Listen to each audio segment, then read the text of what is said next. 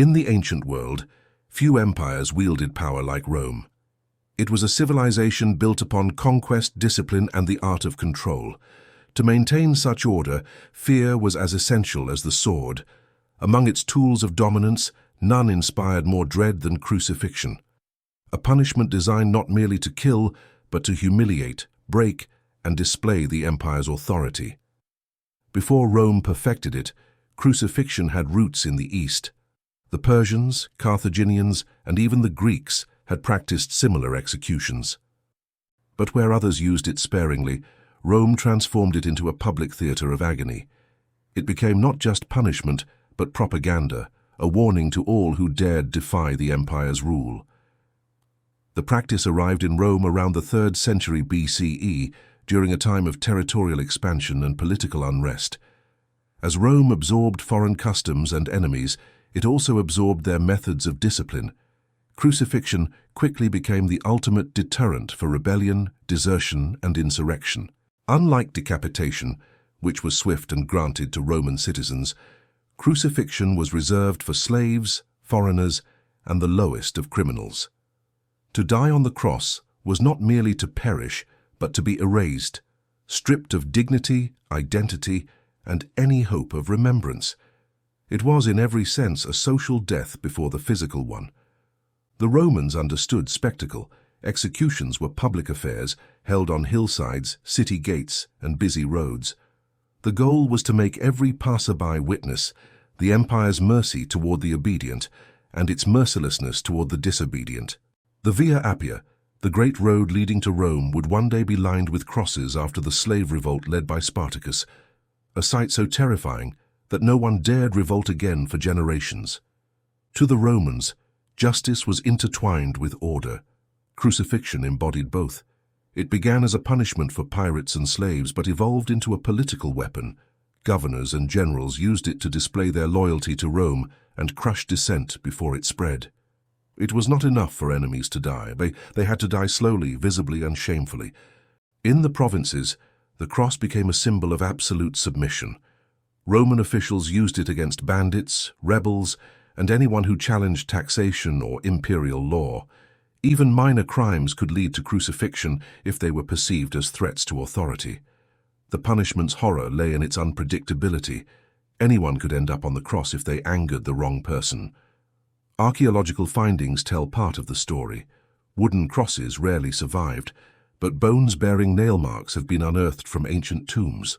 One such discovery in Givat HaMivtar near Jerusalem revealed the remains of a man named Yehohanan, whose feet had been nailed together. His body spoke of pain that words could never fully capture: dislocated limbs, shattered bones, torn flesh. Quick reminder: subscribe the channel for more untold histories of cruelty, power, and redemption. Roman historians described crucifixion in chilling detail. The condemned were often scourged before the execution, weakening them so that death came slower.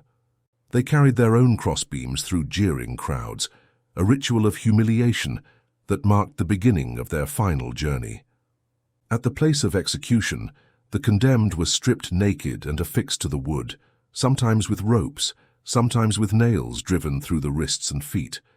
The method varied, but the purpose remained constant: to prolong suffering. The victim's own body became the mechanism of torture. Every breath required pushing upward against nailed feet, tearing tendons and nerves. Exhaustion eventually set in, leading to suffocation as the chest muscles could no longer expand. It could take hours, even days, before death arrived. Roman soldiers were trained to perform it efficiently. The centurions supervised, ensuring the victim's pain served its intended message. In some cases, soldiers broke the victim's legs to hasten death. In others, they left them intact to maximize agony. Dogs, birds, and insects feasted on exposed flesh, while the living could do nothing but watch. For the Roman elite, crucifixion was a necessary evil, a reminder of what happened when order collapsed. To them, it was not cruelty, but discipline. Even Cicero, the famed orator, declared that the very word crux, cross, should be far removed from the thoughts of Roman citizens. It was a punishment so vile that no free man should even speak of it. The cross was, in essence, a symbol of the empire's hierarchy. Those on top ruled through laws and legions. Those at the bottom suffered under the shadow of the crucifix. It reinforced the unspoken truth that Rome's peace, the Pax Romana, was built upon pain. But not all saw it as justice. In the outer provinces, among the conquered and enslaved, whispers grew. They spoke of cruelty beyond reason, of punishments that stripped men of their humanity. These whispers would eventually become words. The words would become stories, and the stories would birth movements of resistance, though none could yet imagine how one crucifixion, centuries later, would reshape history itself. At this point in time, however, crucifixion was simply Rome's instrument of terror. It stood as tall as its aqueducts, as permanent as its laws. Every beam of wood raised in the air carried a message that echoed through the empire's streets. Rome endures because fear endures. And as the sun set over the blood-stained hills of Jerusalem, Carthage, and Rome itself, the crosses stood silhouetted against the sky, a forest of death that grew with every rebellion, every uprising, every act of defiance. Each one told the same story, that Rome's power did not lie in mercy, but in the art of slow destruction. The victims, nameless, countless, hung there as reminders that peace had a price measured in breath, blood, and unbearable silence.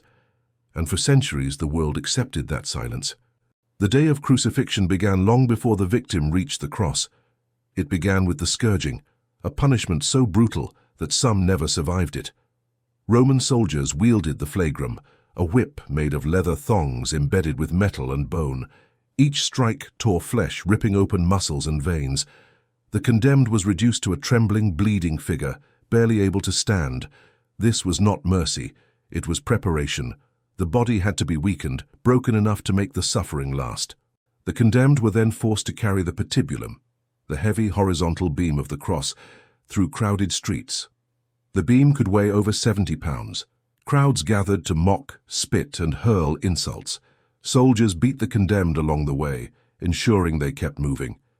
It was a slow, agonizing parade of humiliation. By the time they reached the execution site, usually on a hill or just outside the city gates, the victims were soaked in sweat and blood. The air was filled with dust and the metallic scent of iron and pain. The vertical post or stipes was already fixed in the ground, waiting for the condemned to be attached. The soldiers laid the victim down, stretched his arms across the beam, and positioned nails at the wrists, not the palms, for the palms would tear under the weight. The hammer fell, echoing like thunder. The nail pierced through the wrist, crushing nerves and tendons, sending lightning bolts of pain through the body. The same was done to the other wrist.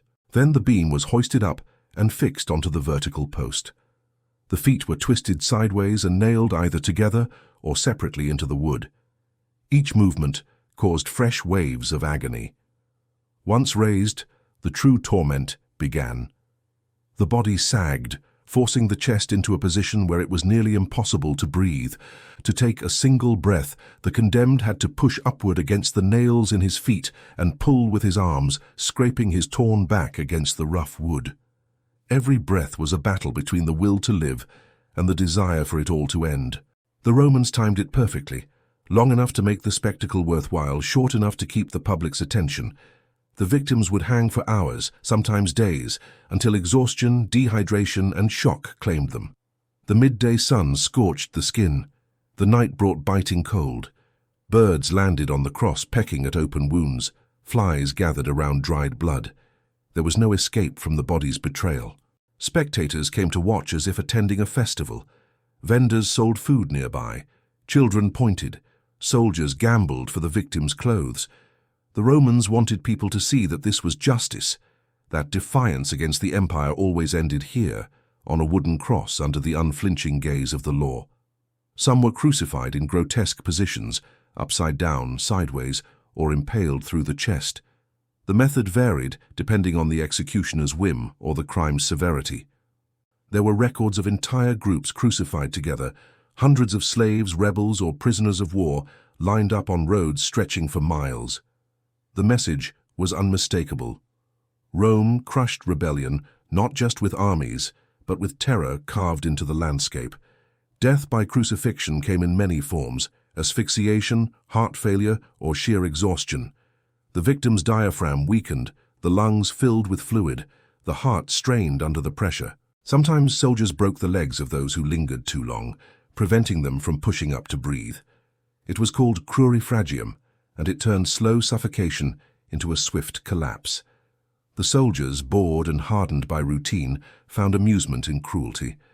They mocked the dying, offered sour wine to prolong agony, and tested for life by stabbing the side with a spear. When blood and water flowed out, it meant the heart had burst, the final mark of a death too painful to describe. To be crucified was to become less than human. There was no burial for most victims. Their bodies were left for the scavengers. The stench of decay lingered for days, warning anyone who passed by what awaited those who opposed Rome.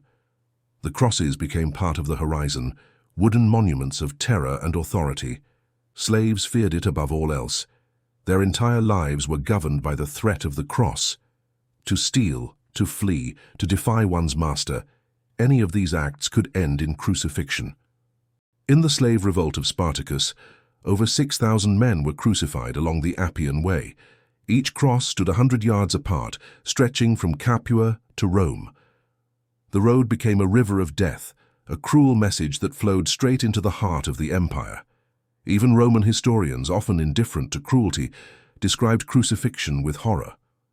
Seneca, the philosopher, wrote that he had seen men endure such torture with limbs twisted in unnatural positions, their faces unrecognizable from pain. He called it the most terrible of all deaths, yet it continued, because fear was more powerful than pity. There were no prayers for the crucified, no last words that reached heaven, only groans, gasps, and the slow breaking of the human will. Some cursed Rome until their last breath, others whispered to gods who never answered. Time stretched into eternity on the cross, and every heartbeat was a reminder that death had not yet come. When finally it did, it came quietly. The body slumped forward, motionless. The soldiers checked for life, often by piercing the heart. Once confirmed dead, the body might be cut down or left to rot, depending on the whim of the magistrate. For the Romans, the punishment did not end with death. The denial of burial ensured eternal shame. And so the crosses multiplied.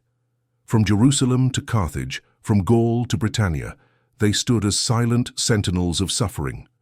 The empire built roads, aqueducts, and laws, but it also built fear nailed into wood and flesh. As dusk fell over the killing hills, the sky often turned red with sunset. It was a fitting backdrop for Rome's theatre of execution, a performance where pain was the script, the victim the actor, and the audience complicit in the spectacle. For the Romans, the cross was justice. For the world beneath their boots, it was hell made visible. Centuries passed, and the empire that had once ruled the known world began to fracture under its own weight. The same roads that had carried legions and crosses now carried whispers of change. Rome's grip loosened, and with it, the symbols of its cruelty began to fade. The cross, once a mark of terror, was slowly being redefined by faith, rebellion, and memory. It began quietly in the eastern provinces, where crucifixion was still common. Amid the noise of empire and the cries of the condemned, one crucifixion would echo louder than all the rest.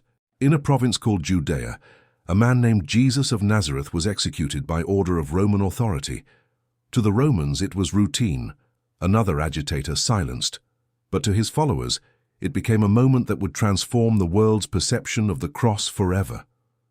In the decades that followed, the symbol of death became a symbol of salvation. What had once represented Roman power now represented spiritual triumph. The empire that had sought to rule through fear had unknowingly birthed a faith that would outlive it. The cross, their greatest instrument of control, was being reclaimed as a sign of redemption. As Christianity spread through the empire, crucifixion's cruelty became harder to justify. Philosophers began to question its morality, and even emperors grew uneasy about its barbarity. Constantine the Great, the first Roman emperor to embrace Christianity, outlawed crucifixion in the 4th century CE. The empire that had raised millions of crosses now ordered them torn down. The wooden monuments of terror were burned, buried, or left to rot, their silence now one of shame, not power. But the echoes of the crucifixion did not disappear. The stories remained, carved into memory, recorded by historians, and whispered by survivors. The shadow of the cross lingered in the conscience of humanity, a reminder of what absolute power does when left unchecked. Rome's roads still bore the ghosts of those who had hung and gasped upon them. In the end, Rome fell not to rebellion or invasion alone, but to time. The same force that erodes empires and erases tyrannies. Its walls crumbled, its legions disbanded, and its gods forgotten. Yet the cross endured, not as a weapon, but as a warning. Where once it symbolized domination, it now stood for endurance. Where once it broke bodies, it now mended souls. The Romans had created it to destroy hope, yet in the centuries that followed, it became hope itself. And so, the cross survived its makers. It rose above the ruins of the empire that built it, a paradox of pain and peace, cruelty and compassion. What Rome meant as an ending became for the world a beginning.